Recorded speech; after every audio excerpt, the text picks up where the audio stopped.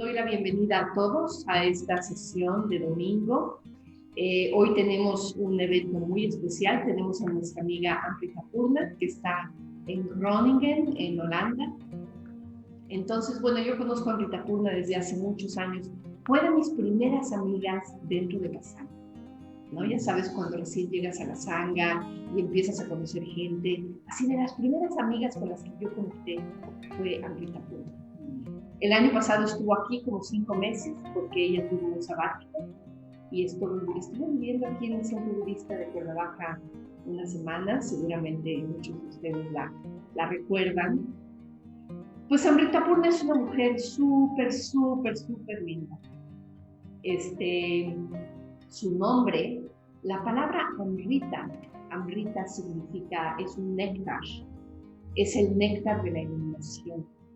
Es el néctar del Dharma, es el néctar que alivia todo sufrimiento. Entonces, la palabra Amrita muchas veces se ha utilizado como sinónimo de la iluminación, precisamente por eso. Entonces, Amrita Purna significa que está llena de Amrita, llena del néctar de la iluminación.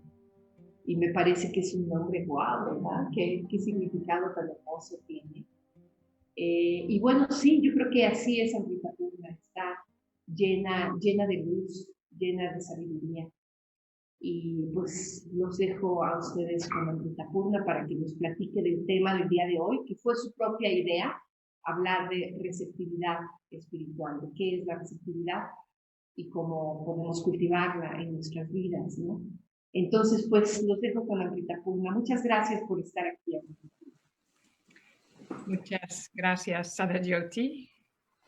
Y muchas gracias por la invitación. Fue hace unos meses que me invitaste y sí, me siento muy agradecida por la bienvenida que me dieron el año pasado y que pude quedarme varias semanas, yo creo que como 3 en el centro budista y entonces sí, conozco un poquito ahora el centro budista de Cuernavaca y también a su sangha, ¿no? Y bueno, estábamos pensando en un tema, Sadajyoti y yo, y entonces yo le dije que me gustaría hablar de la receptividad. Y el título llegó a ser cómo ser, o reflexionar a cómo ser receptivos. Cómo ser receptivos. Y pensé, hace unos días cuando empecé a bueno, digamos, pensar en la charla y en reflexionar sobre el tema, pensé, bueno, obviamente todos ustedes son receptivos, son seres humanos y todos los seres humanos tienen cierto grado de receptividad, ¿no? Y yo creo que aún más cuando empiezas un camino espiritual. Entonces pensé, quizás sea mejor tener como título cómo ser más receptivos. Yo creo que yo no les voy a enseñar cómo ser receptivos, pero quizás sí pueda ayudar a llegar a ser más receptivos. Y bueno, supongo que en general tenemos una asociación positiva con esa palabra, la receptividad. Pero, ¿qué es la receptividad? ¿Y qué es la receptividad en términos budistas? Esa es una pregunta que tengo para ustedes y pues quizás alguien quiere responder. Entonces, sí, si hay algo que viene a la mente así de qué es la receptividad, qué es lo que viene a la mente y quieres compartirlo aquí en este espacio de Zoom y de Facebook y del Centro Budista, en el contexto de esta plática. ¿Hay alguien que... ¿Una idea sobre qué es la receptividad? Silvia está alzando la mano. A ver, aquí tenemos a Almendra. ¿Apertura? Apertura, dice. Apertura, sí, sí.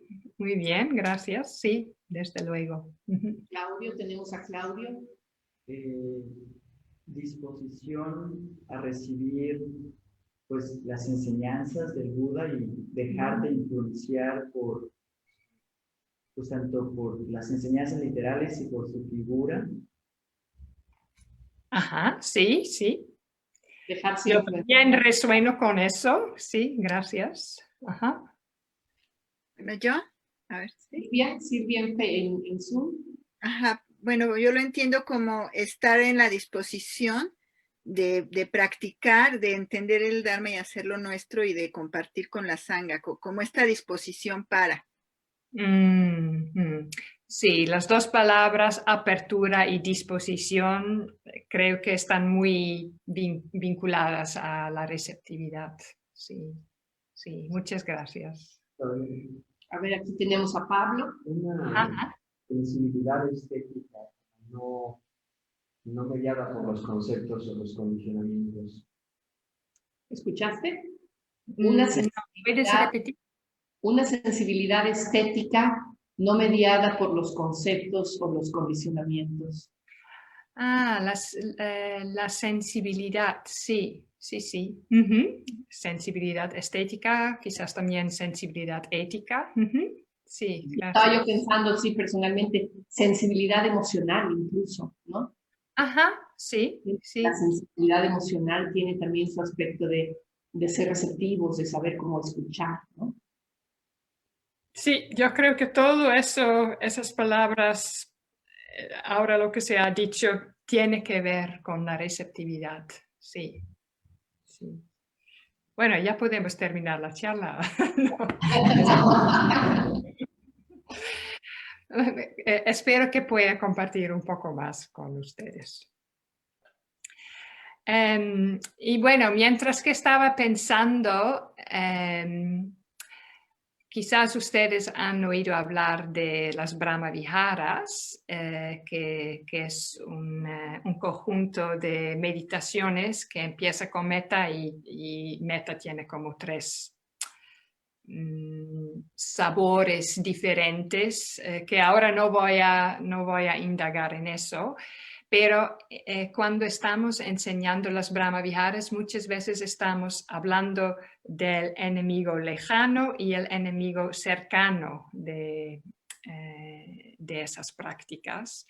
Y pensé, pues quizás para la receptividad, quizás también tiene un enemigo lejano y un enemigo cercano. Y bueno, creo que lo opuesto de la receptividad es la insensibilidad, ¿no? Entonces ya estábamos hablando de la sensibilidad y bueno, sensibilidad y receptividad sí están muy vinculadas y creo que la insensibilidad es lo opuesto, ¿no? Cuando no te das cuenta de lo que está pasando en tu alrededor, con otros seres, contigo mismo, con la realidad, cuando estás insensible. Y creo que la receptividad también tiene un enemigo cercano y es la vulnerabilidad. Cuando las cosas te afectan demasiado, ¿no?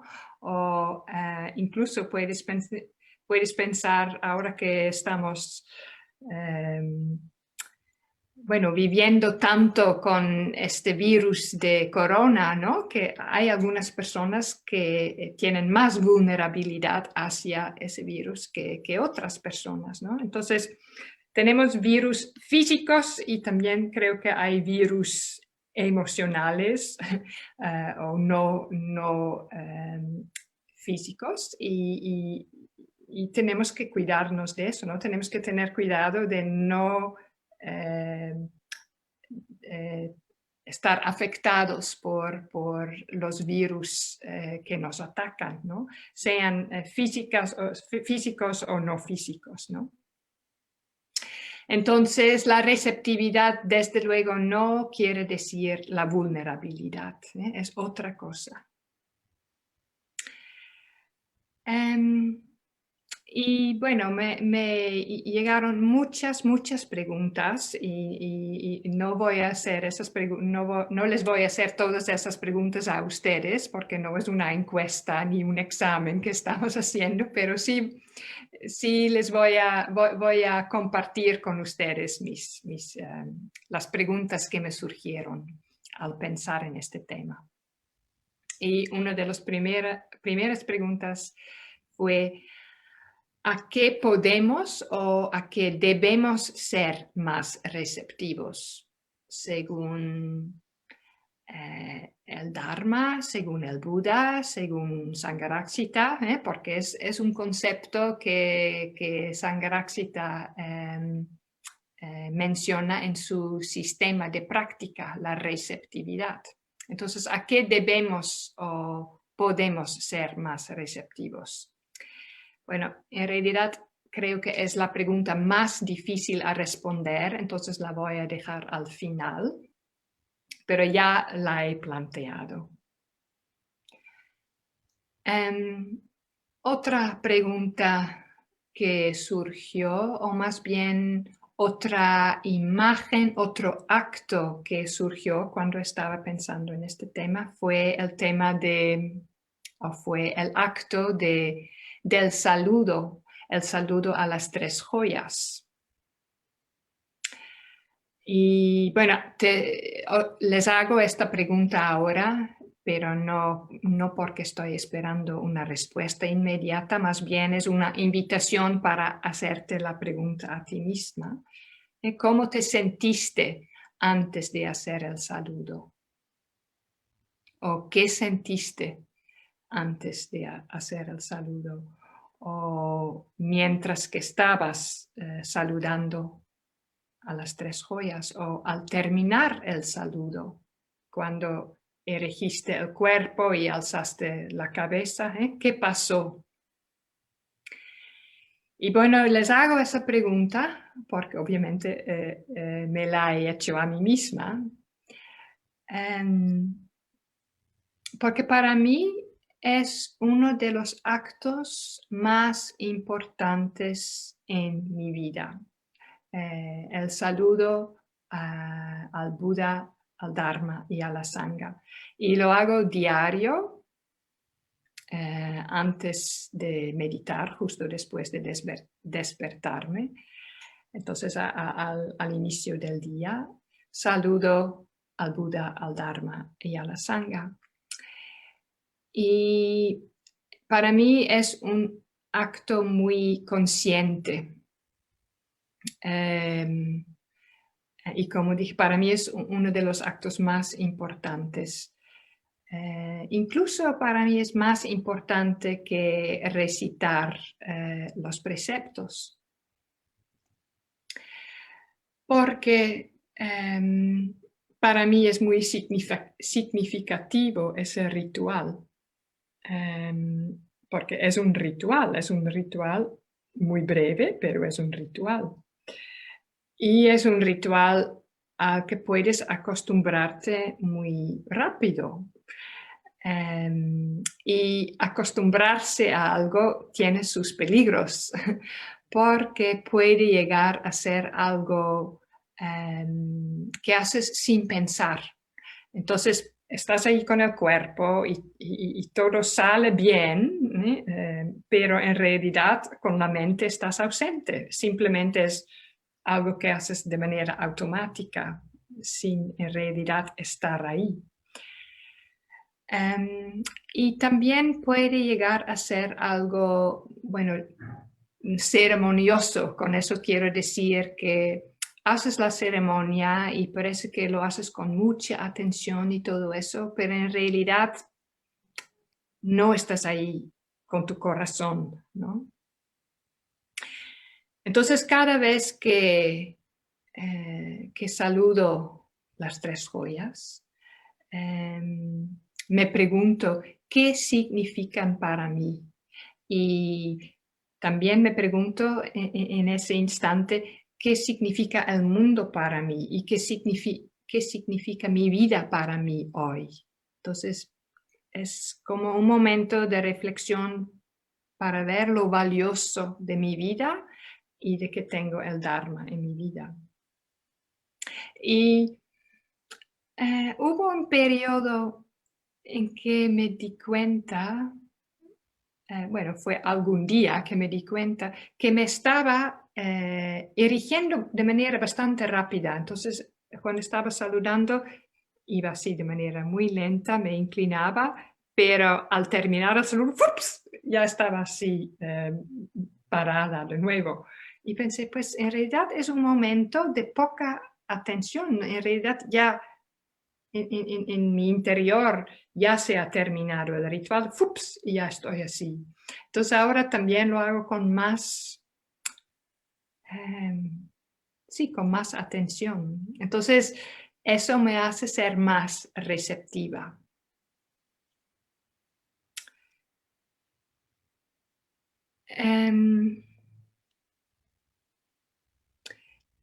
¿Qué necesito o qué necesitamos para ser más receptivos? Eso es una pregunta que quiero contestar ahora. Y bueno, primero hablo por mí misma, ¿no? Pero espero que lo que vale para mí, espero lo que valga para mí también valga para ustedes. Y me doy cuenta lo que a mí me ayuda es desconectarme de mi vida diaria y mi vida cotidiana. Me ayuda a desconectarme de mi trabajo, de la vida doméstica, de ir de compras y de lavar la ropa, etc. Estoy viendo a la izquierda porque ahí tengo mi cocina y me falta lavar los trastes. Me ayuda a desconectarme de las redes sociales, de las noticias. En fin, lo que me ayuda es estar en retiro. Eso me ayuda. Inmediatamente llega otra pregunta y es, pero los retiros me ayudan a desconectarme del samsara, de las dificultades y el dolor de la vida, o ayuda a desconectar de mí misma. Pues obviamente eso no. Llevo a mí misma a los retiros y también de alguna manera llevo mi pasado y al mundo, etc. Entonces hay suficiente para trabajar en los retiros, hay suficiente para poner mi atención, pero sí me puedo desconectar hasta cierto punto de mi vida diaria, mi vida cotidiana. Y siento que en los retiros me recargo con energía, con inspiración, con claridad, con meta. Y siempre hay un poco de, siento que me estoy reprogramando en un retiro o simplemente un retiro reprograma mi vida. Y con eso quiero decir que las rutinas ineficaces en mi vida las cambio por rutinas más sanas, o más bien el retiro lo hace por mí. Entonces, porque normalmente hay un ritmo, hay un ritmo muy agradable, estamos con más personas y entonces nos estamos ayudando en la práctica, meditamos más, hay más calma. Entonces, cuando regreso de un retiro a casa, por algún tiempo puedo mantener por lo menos un estado de ánimo más receptivo gracias a los retiros.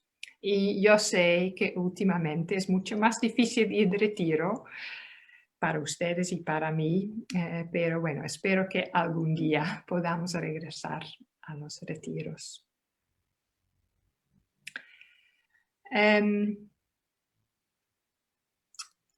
No sé si ustedes han oído hablar de Vesantara. Vesantra es un maestro en Triratna que vive en Inglaterra. Escribió varios libros y uno de sus libros más conocidos es Conocer a los Budas. La verdad es que no me acuerdo del título en español, pero ha escrito un libro sobre los Budas y Bodhisattvas y yo creo que por él es más conocido. Pero también hizo un retiro de 3 años, fue no sé hace cuántos años, pero hizo un retiro largo, muy largo, de 3 años. Y después de ese retiro dio varias charlas para hablar de su tiempo en retiro.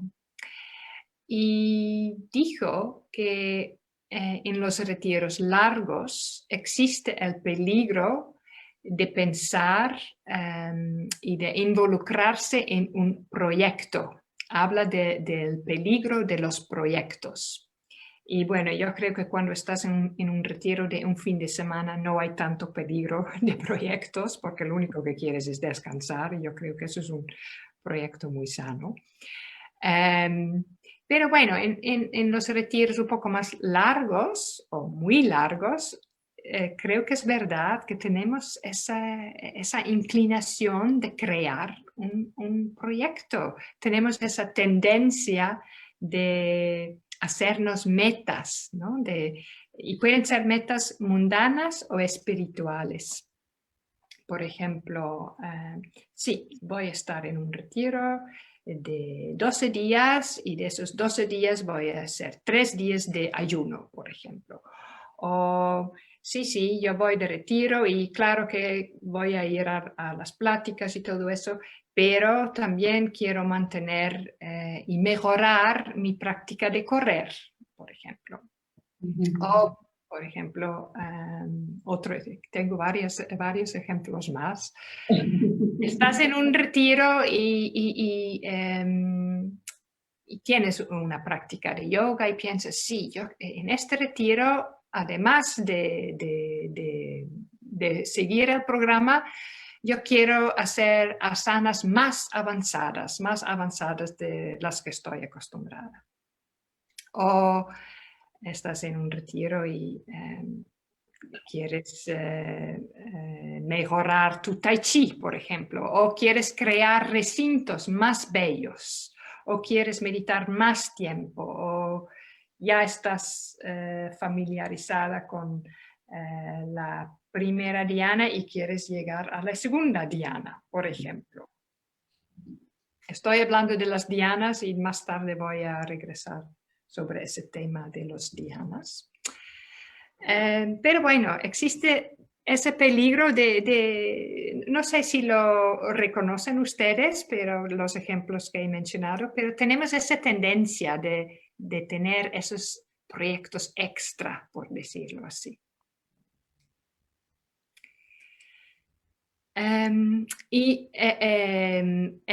Lo que está debajo de todos esos proyectos, dice Vesantra, y creo que tiene razón, es el peligro de crear otro proyecto del ego. Al fin y al cabo, son proyectos para mantener o embellecer o fortalecer tu ego, ¿no? Y mantener esa idea de nosotros mismos como seres fijos que podemos mejorar, que podemos mejorarnos.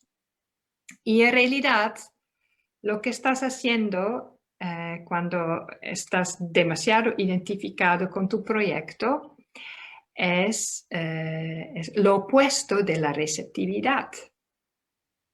Porque tienes una ambición, bueno, yo me reconozco a mí misma, tengo una ambición de querer lograr algo y es otro enemigo de la receptividad en realidad. Entonces, sí, la insensibilidad es un enemigo de la receptividad, la vulnerabilidad también es un enemigo, pero también la ambición creo que es un enemigo de la receptividad. Y eso no quiere decir que nunca en tu vida puedes tener proyectos, ni tampoco quiere decir que siempre está mal tener un proyecto en un retiro. Pero si identificas mucho con ese proyecto, bueno, entonces estás perdiendo, o no estás comprendiendo de lo que se trata la vida espiritual. Sí. La receptividad tiene mucho que ver con soltar y con dejar ir. La receptividad tiene mucho que ver con la meditación. Y especialmente tiene que ver o se puede explorar en la práctica de solamente sentados o la prácticamente de simplemente estar. Y creo que Maitreya Bandhu, otro maestro en Triratna que vive en Inglaterra, él recomienda no hacer nada por 15 minutos cada día. Ni siquiera meditar. Dice, intenta de no hacer nada por 15 minutos diarios y ni siquiera en tu banquito o en tu safú, sino simplemente estar en el sofá o estar en un banquito en un parque y no hacer nada por 15 minutos. Ni siquiera con un libro, nada de eso. Y bueno, yo creo que es muy... es una práctica muy buena y puede ser muy difícil al principio, pero también puedes empezar a apreciarlo. Entonces es algo que puedes intentar fuera de la meditación, sentarte en algún lado sin teléfono, sin compañía, incluso sin bebida o comida y simplemente ver los árboles, sentir el aire, darte cuenta que estás pensando, lo que sea. Y creo que también es bueno hacerlo dentro de la meditación, sobre todo al principio y al final de una meditación.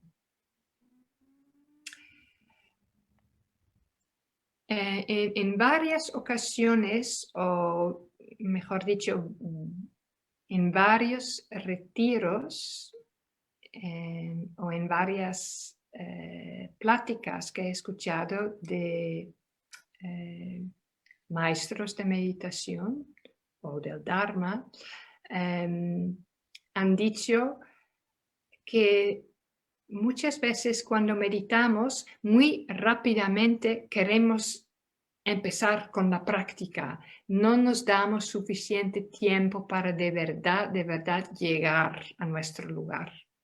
De llegar con nuestro cuerpo, llegar al cuerpo, llegar al espacio, sentir el cuerpo, sentir el espacio. Yo creo que asentarse es un arte en sí y nos ayuda a ser más receptivos. Si tomas el tiempo para llegar a la meditación, también puedes empezar a notar si tienes la inclinación de querer empezar la práctica. ¿Y por qué quieres empezar la práctica? ¿Porque estás aburrido o porque estás ansioso? ¿Qué te lleva a querer actuar? Y una vez más, ahí te puedes preguntar, ¿hay una tendencia del ego ahí? Es algo que te puede... O quizás estás listo de verdad y ya es hora para empezar la práctica. Y para mí es difícil medir eso en tiempo. No puedo decir, primero siéntate y por 5 minutos no hagas nada, o primero siéntate y por 10 minutos no hagas nada. Yo creo que eso es diferente en cada situación y con cada persona.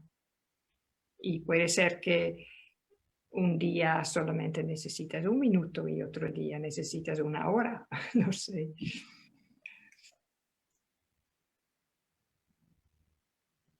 Y bueno, yo creo que estamos más acostumbrados en Triratna al final de una meditación de absorber las frutas de la práctica, de estar libre del esfuerzo y bueno, estar despreocupado. Yo lo comparo también a veces con, es una palabra que no chequé cómo se dice en español, pero cuando estás en bicicleta, obviamente estás pedaleando, no sé si se dice así. Pedaleando. Pero si tienes cierta velocidad, ya por un rato no necesitas hacer nada con las piernas. Y entonces, así también es un poco en la meditación. Ya has hecho tu esfuerzo con las piernas. Como que tienes vuelito, ¿no? Ya agarraste vuelo. Sí. Ya tienes vuelo. Ok, eso. Gracias, Anajoti. Sí. Así a veces puedes sentir la meditación. Y puede ser muy rico. Creo que sí es importante y también útil tener una estructura, un método en la parte del medio de la meditación, la parte más extensa, para evitar que solamente estamos divagando, porque ese es otro peligro. Obviamente, una vez que sientes el gusto de estar solamente sentado, es muy tentativo simplemente de quedarte con eso todo el tiempo, pero ahí te puedes preguntar, ¿estoy meditando o simplemente mi mente está divagando, ¿no? Estoy casi dormido, ¿no? Y si eso sucede, sigues sin conocerte a ti mismo, sin conocer la realidad. Entonces, eso hay que evitar. Entonces, porque en realidad es una tendencia negativa. Entonces, sí, creo que necesitamos encontrar ese equilibrio entre tener un periodo de no hacer nada, de hacer ningún esfuerzo, pero que tampoco sea por horas y horas y en realidad te estás dando cuenta que estás dormido. Entonces ahí sí es útil tener una práctica con una estructura bien clara.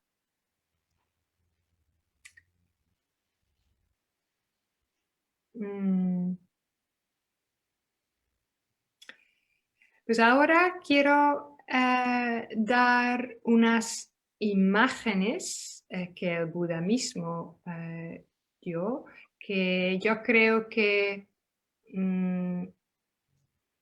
son como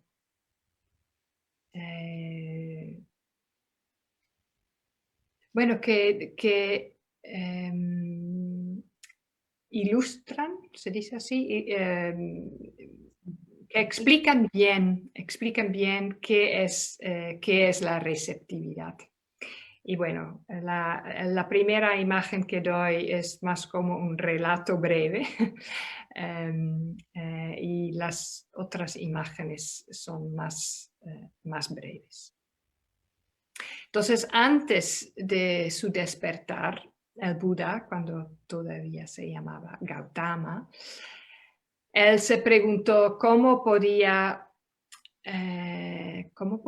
haber un cambio real en su práctica para poder despertarse, porque había llevado una vida de lujo, había aprendido habilidades como la arquería, como el debate, había tenido oportunidades para desarrollarse y había tenido todo el tiempo para desarrollarse.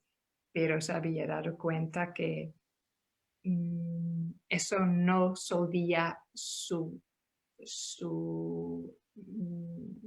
problema más grande, que es por qué existe el dolor, o qué podemos hacer, más bien, qué podemos hacer para deshacernos del dolor, ¿no?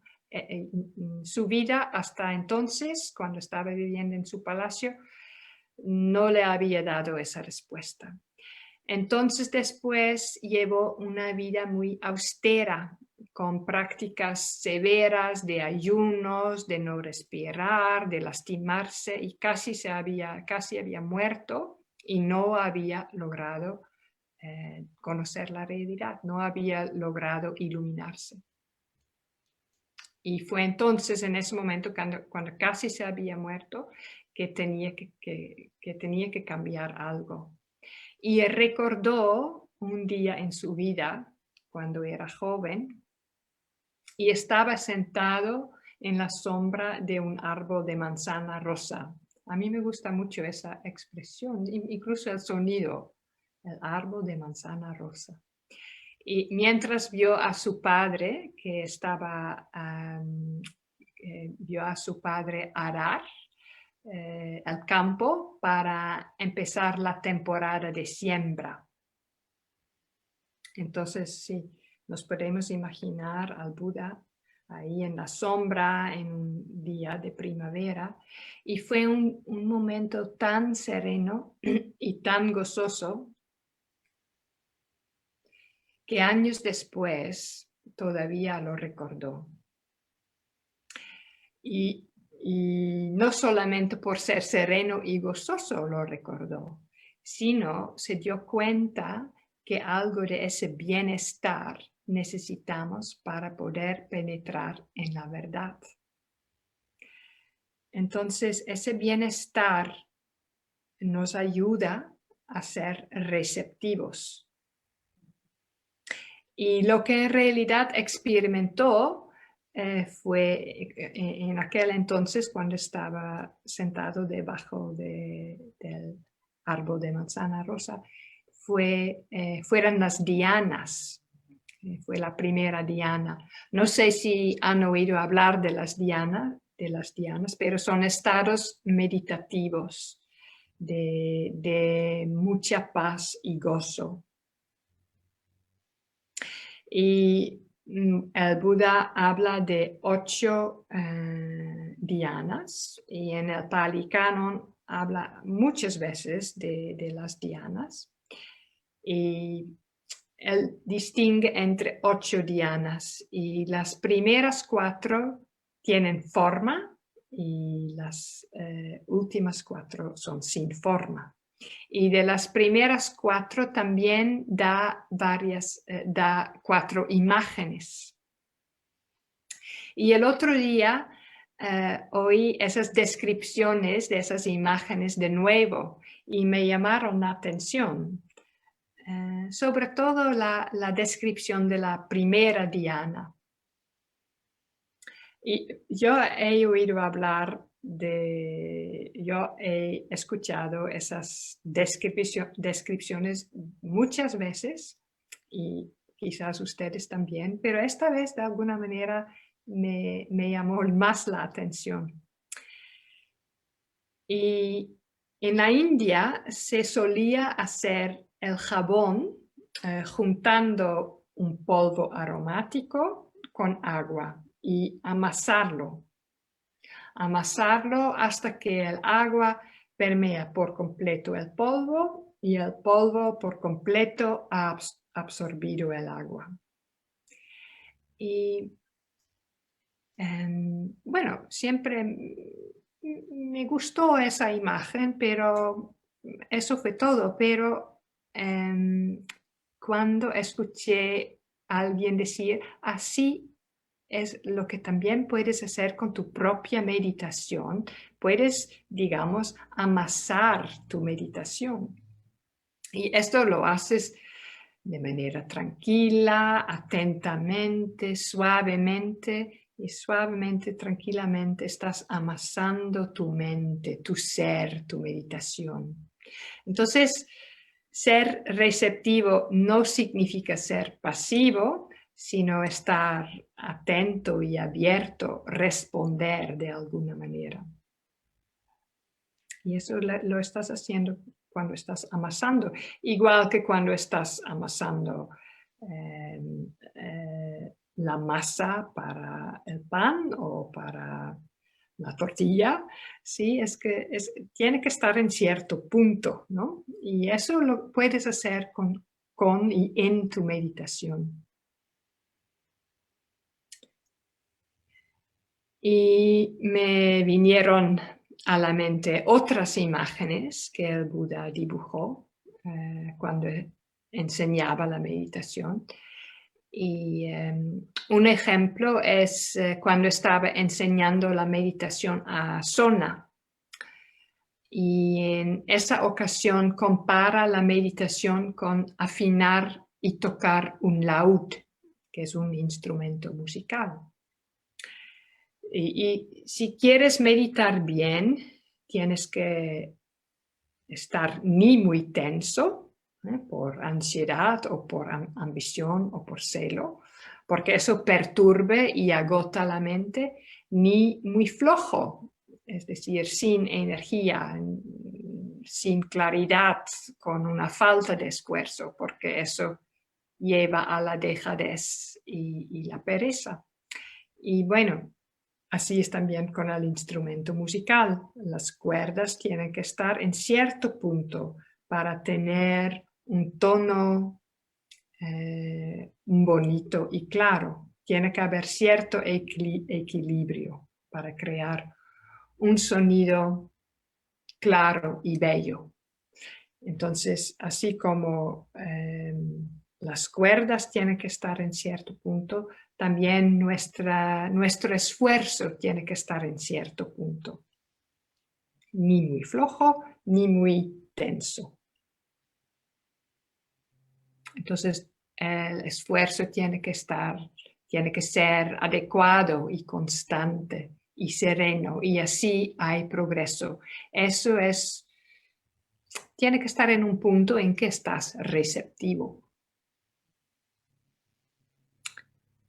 Y bueno, hay algunas imágenes más. Hay una metáfora que el Buda usa para hablar de la meditación, y es cuando, bueno, dice que es como un alfarero haciendo una vasija de barro. El alfarero está consciente de cómo gira el torno. El alfarero con la arcilla, con su atención puesta momento a momento, creando algo hermoso. Y bueno, en cada imagen es esa delicadeza, ¿no? Esa atención delicada que es la receptividad, sea con la masa del jabón, o sea, con el barro o la arcilla, o sea, con la cuerda del laúd. Y bueno, la imagen del Buda meditando en sí es la imagen por excelencia de la receptividad. Y puede ser razón suficiente para reverenciar al Buda, de ver tanta serenidad, tanta paz.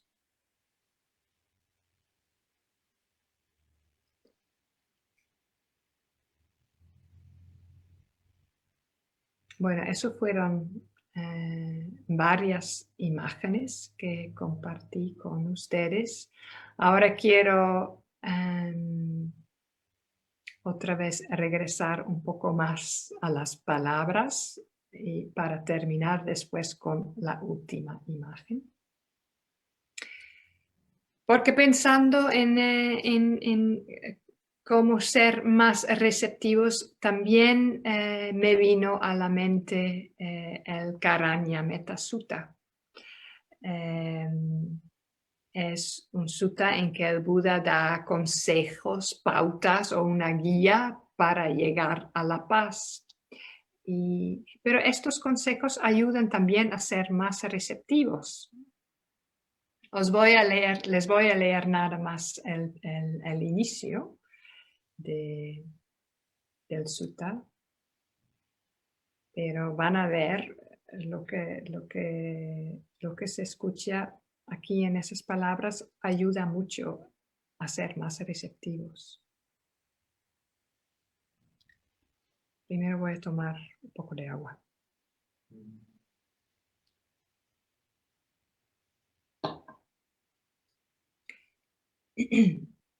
Si realmente sabes lo que es bueno para ti y comprendes la posibilidad de alcanzar un estado de perfecta paz, entonces así es como necesitas vivir. Comienza siendo una persona capaz, recta, realmente íntegra, de habla amable, flexible y sin presunción. Cultiva estar contento y ser feliz, con pocas preocupaciones y una vida sin complicaciones. Asegúrate de que tu experiencia sensorial sea calmada y controlada. Sé respetuoso y no seas codicioso. Evita hacer cualquier cosa torpe que una persona sabia desaprobaría. Entonces medita así, que todos los seres sean felices y estén seguros.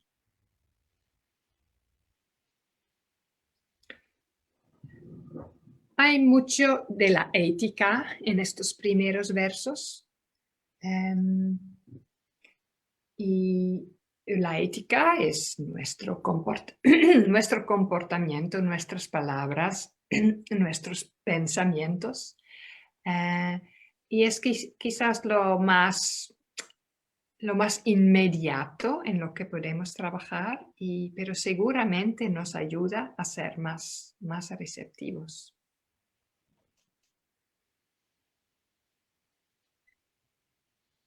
Yo nunca me ha quedado completamente claro lo que quiere decir ser una persona capaz, porque pienso, capaz en qué sentido, capaz en algo práctico, capaz en la vida espiritual, pero bueno, la respuesta que me doy a mí misma es usar mis talentos. Trato de usar mis talentos lo mejor posible. Quizás mis talentos no sean nada especiales, pero es lo que tengo y por lo menos lo trato de usar lo mejor posible, de aplicarlos de una manera hábil. Y bueno, ser una persona recta, una persona íntegra, de tener una ética, de por lo menos estar consciente de lo que hago y consciente de lo que hago tiene efecto en el mundo.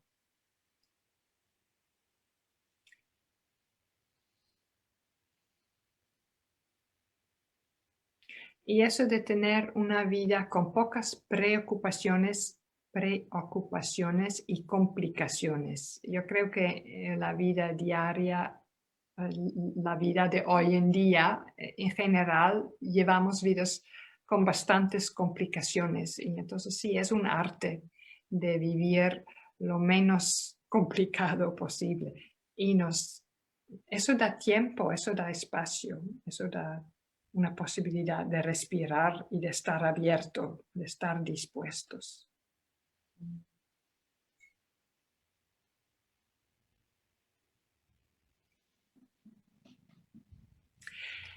Bueno, al principio de la plática dije que me había venido esa pregunta Sí, receptivos a qué. Ok, yo creo que en general podemos estar de acuerdo que en general es buena idea ser receptivo, pero ¿receptivos a qué? Bueno,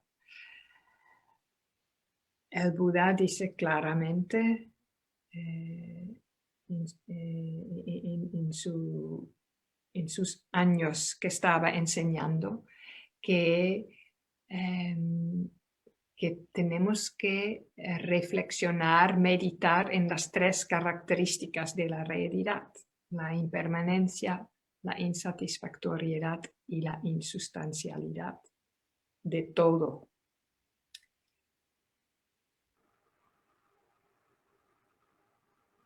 Y creo que con nuestro intelecto en general podemos estar de acuerdo y comprendemos la impermanencia y la insatisfactoriedad. La insustancialidad ya es más difícil para el intelecto. Pero ¿cómo podemos ser de verdad receptivos hacia esas tres características? Yo creo que darnos el tiempo de reflexionar y meditar en esas tres características nos va a ayudar mucho. Y es muy extraño. Bueno, es una pregunta que regresa una y otra vez en mi vida, pero es muy extraño cuando empiezas a investigar o contemplar esas tres características: la impermanencia, la insatisfactoriedad y la insustancialidad. Llegamos a ser más receptivos a la compasión. Y quizás no sabes exactamente de dónde viene, pero llegues a ser más receptivo a la compasión y llegues a ser más compasivo. Las dos cosas. A lo que estás más receptivo, también lo llegues a ser más. Y quizás no sea algo visible y tampoco es necesario mostrarlo, sino simplemente uno lo nota.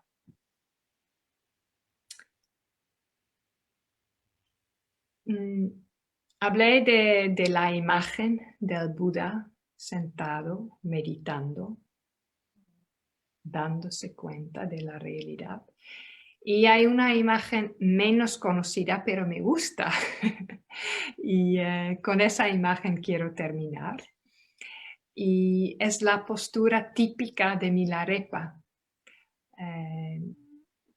Supongo que casi todos de ustedes han oído hablar de Milarepa, pero los que no han oído hablar de él, fue un yogi que vivía en Tíbet y era muy querido ahí.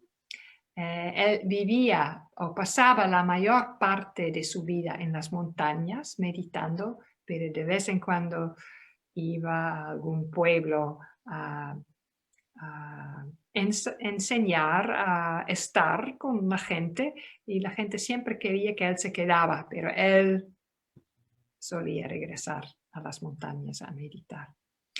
Y muchas veces lo han dibujado o ves imágenes de él cuando tiene la mano así, cerca de la oreja, y así atento a oír el Dharma y captar su esencia. Entonces yo creo que quizás literalmente a veces puedes estar meditando así, a ver si ese gesto ayuda a ser más receptivo. Tenemos la imagen aquí, Amrita Purga. ¿Quieres que la proyectemos o de más adelante? Sí, por favor, porque con esto he terminado mi plática. Vamos a ver la imagen de Milarepa. Ahorita nos la va a proyectar Kemarati. Ahí, ¿la alcanzas a ver? Sí. A ver, cuéntanos. Pues la imagen habla por sí, ¿no? Ajá. Ujú. Sí, es algo para contemplar, yo creo, esta imagen. Y también de su sonrisa, su contento. Está contento y atento a la vez. Bueno, con esto termino mi plática. Muchas gracias.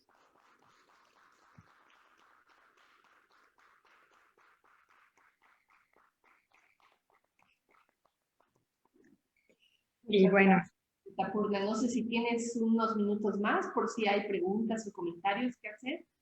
claro, claro, sí. Claudio, a ver, habla fuerte cerca del micrófono para que te escuchen. Tapurna. ¿Aquí me escucho bien? Sí, te escucho bien.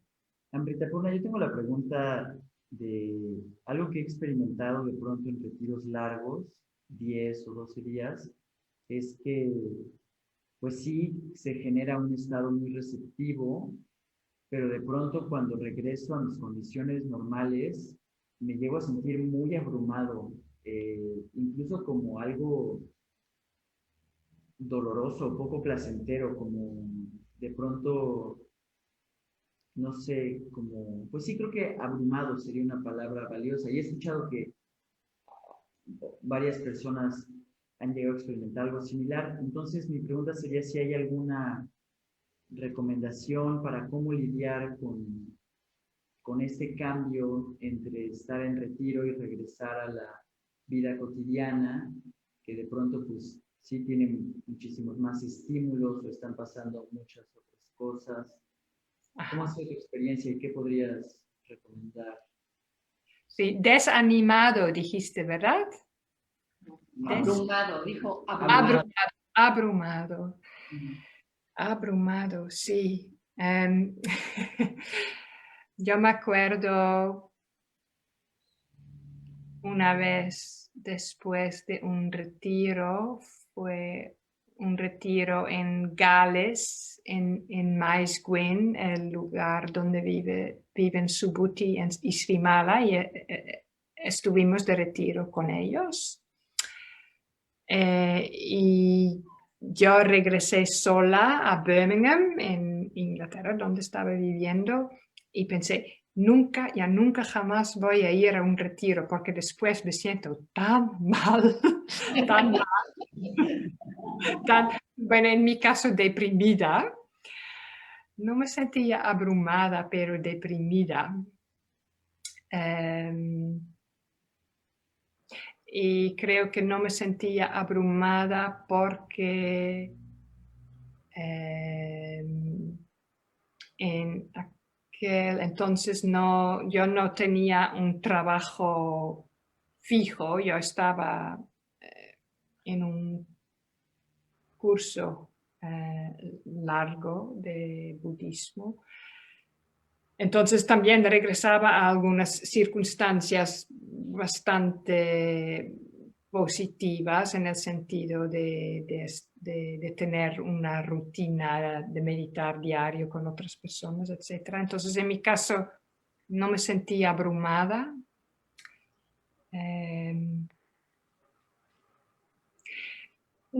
Pero después tuve la idea de hacer un retiro de mi vida. Eso durante años, eso fue mi proyecto.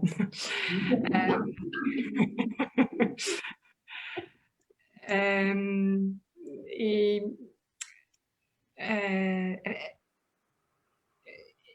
al final, yo creo que al final eso es lo que el Buda recomienda con eso de tener una vida sencilla, sin muchas preocupaciones, sin muchas responsabilidades. Bueno, sí, quizás con muchas responsabilidades, pero sin sentirte agobiada por esas responsabilidades.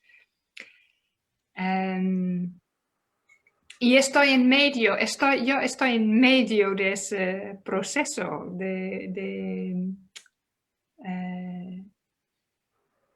tratar de vivir la vida espiritual sin que el mundo me coma, ¿no? Y como dije anteriormente, ahora ni siquiera podemos estar de retiro. Entonces, pero para mí, mi meditación ahora es literalmente es mi refugio. Es mi refugio donde descanso, donde me nutro y medito por las mañanas. Si lo logro también antes de dormir, medito como media horita. Y yo sé que la meditación no es solamente para recargar las pilas, como dicen, pero ya es mucho, ya es ganancia, por decirlo así. Me ayuda a tener cierta claridad cuando empiezo el día. Creo que todavía no he respondido tu pregunta.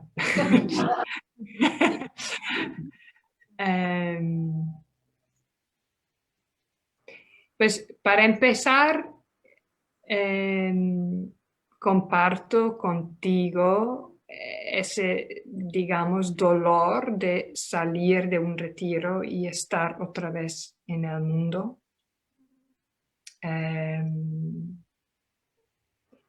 Y creo que la mejor protección es tomar muy en serio la meditación y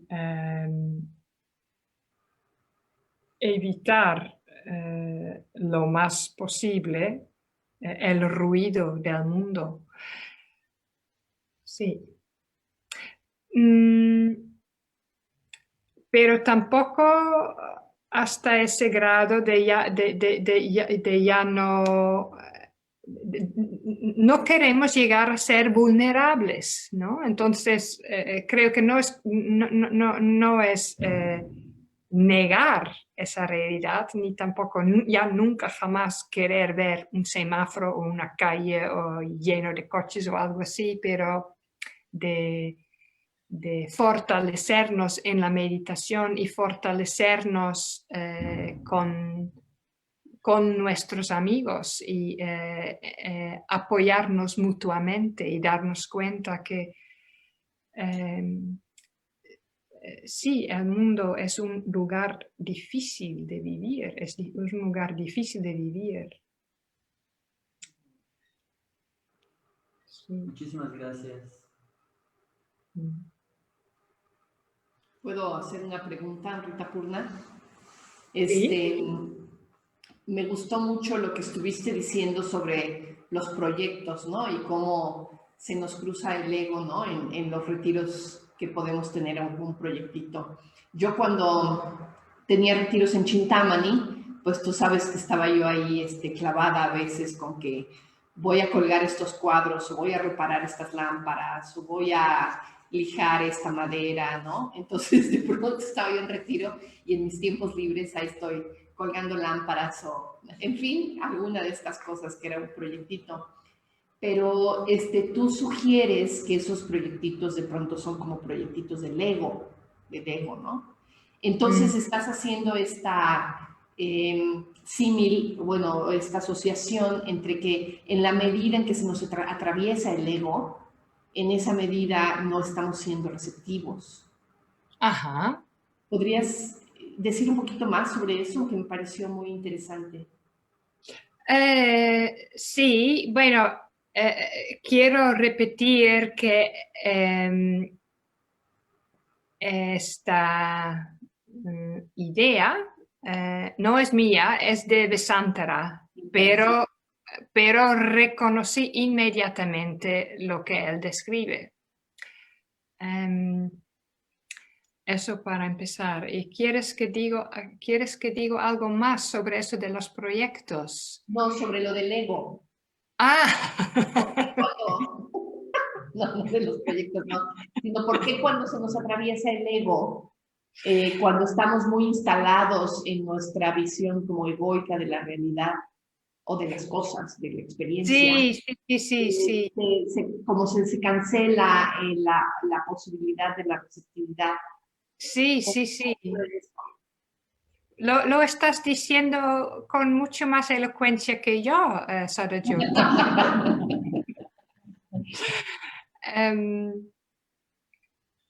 Yo creo que es muy importante lo que Vesantra señala ahí, y yo creo que cualquier persona que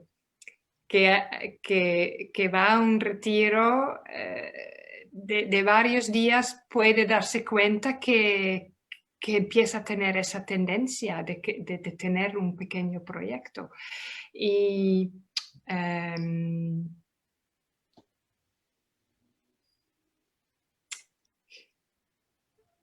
sí, nuestro ego quiere mostrarse, quiere defenderse, quiere fortalecerse. Yo creo que eso es muy, muy humano. Y bueno, voy a simplemente decir lo que voy a describir un poco más lo que dice Vesantra. Él dice que en su caso fue el estudio, que él tenía esa tendencia de ir hacia los libros y estudiar y no nada más. Bueno, yo conozco bastante bien a Vesantra. Él es un hombre que tiene una mente muy clara, que puede formular de manera muy clara. Entonces también le gusta hacer eso, ¿no? Entonces su tendencia fue buscar el estudio. Y otras personas en ese retiro de 3 años, a ellos les gustaba embellecer el jardín, por ejemplo, pero sí son tendencias del ego al final. Y la persona que les estaba guiando en ese retiro, una y otra vez les estaba diciendo, pero estás otra vez con un proyecto y ¿por qué no dejas ese proyecto? Y Vesantra dijo que fue hasta humillante, ¿no? Pero dijo, obviamente, eso es el fin de señalar todo el tiempo. Estás haciendo un proyecto.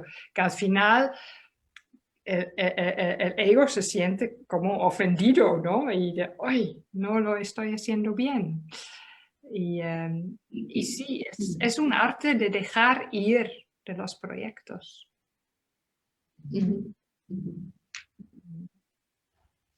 Gracias, Amrita. ¿Alguna otra preguntilla por ahí o comentario? Las personas que están en Zoom, ¿quiere alguien comentar algo? Y yo. Yuriko, adelante. Sí, pues ahorita que estaba platicando Amrita Purna con esto de hacer de tu vida, es que ya no entendí muy bien, hacer de tu vida un retiro o como un retiro de tu vida, entonces es esa idea. Si puedes ampliar un poco más creo que la idea es que tu vida normal, tu vida cuando no estás en retiro, se parezca más a cuando estás en retiro. ¿Esa es la idea? Sí. Sí, y sí, cuando estaba diciendo, ¿no? Que eso fue en el año 2005 y 6, no, 6 y 7, yo estaba en un curso de tiempo completo con 7 personas más, un curso de budismo. Entonces, íbamos a retiros juntos, estudiábamos juntos, vivíamos juntos, todo estaba en un contexto de sangha. Fue una situación muy intensa. Entonces, fuera de esos retiros, la vida también se sentía como retiro, porque toda la gente a mi alrededor hablaba en esos términos y conocía bien el Dharma, conocía bien la sangha. Entonces entonces yo vivía como en un retiro todo el tiempo, ¿no? Pero quería, el curso terminó y me ordené y quería regresar a Holanda a compartir el Dharma aquí. Pero aquí donde yo vivo no había sangha, yo necesitaba y necesito trabajar en el mundo.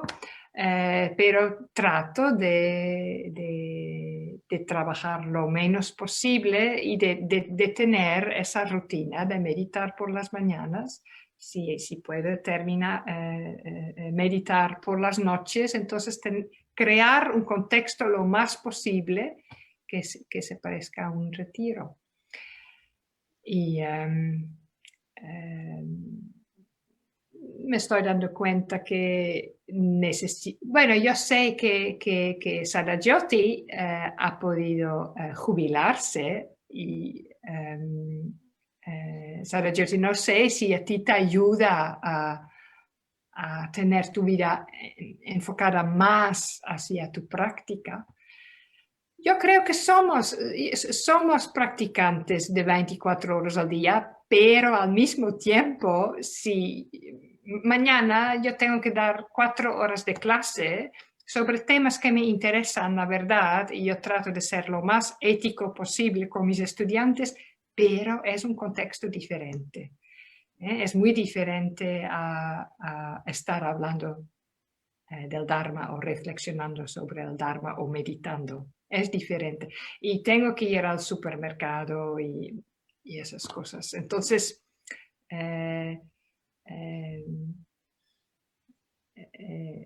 estoy haciendo, bueno, diario conscientemente tengo que recordar esa idea de hacer un retiro de mi vida, pero no estoy ahí.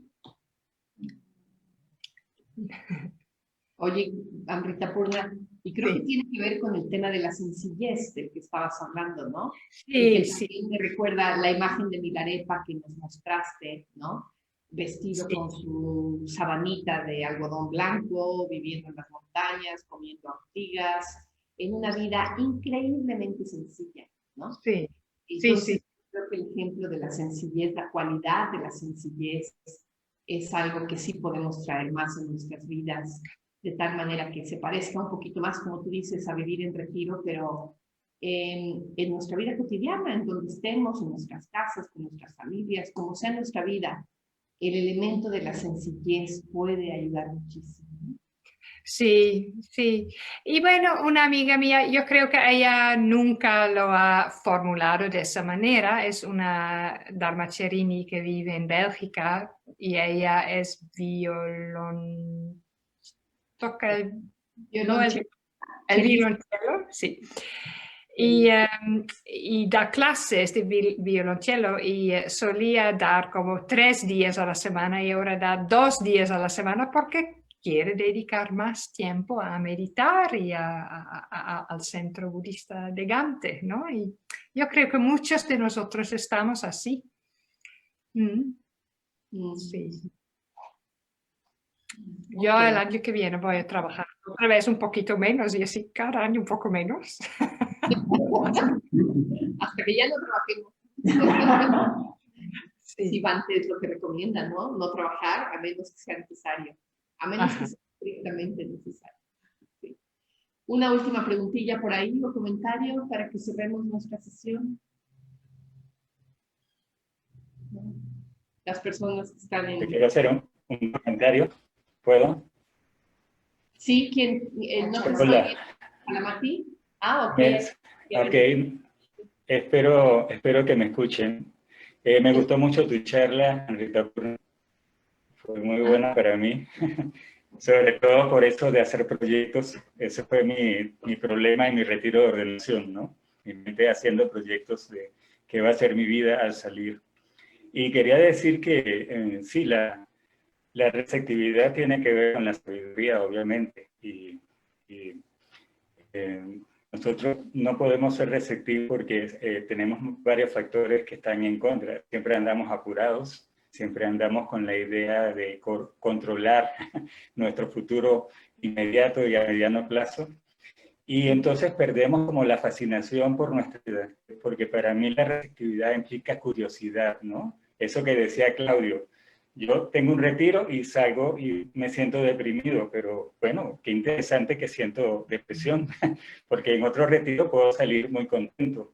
Entonces, cualquiera que sea la tendencia, va a ser siempre interesante lo que me está pasando, y eso es receptividad, y de ahí puedo obtener sabiduría, ¿no?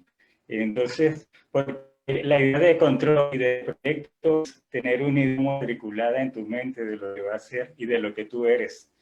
Y yo creo que ese es el ego neurótico, pero podemos hacer o transformarlo en un ego más saludable, un ego curioso, un ego que dice, voy a dedicar tiempo para mí, voy a rechazar ciertas cosas y voy a aceptar lo que ocurra, ¿no? Entonces creo que la receptividad es algo que tiene como muchos componentes que se pueden explorar, ¿no?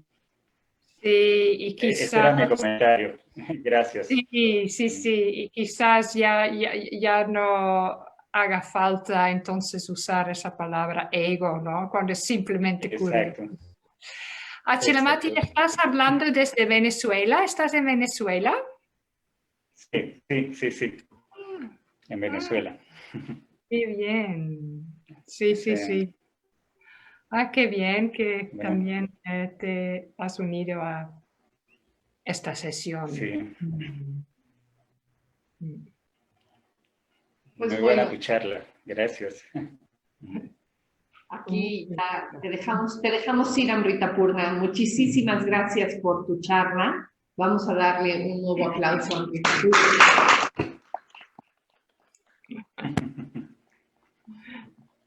Así. Muchas gracias a todos. Sí, Qué bueno muchas tenerte de gracias. nuevo con nosotros, Amrita Purna, y por ahí nos conectamos tú y yo después, ¿eh? Sí. Te mando muchos besitos, corazón. Cuídate mucho. Bye bye. Chao. Bye.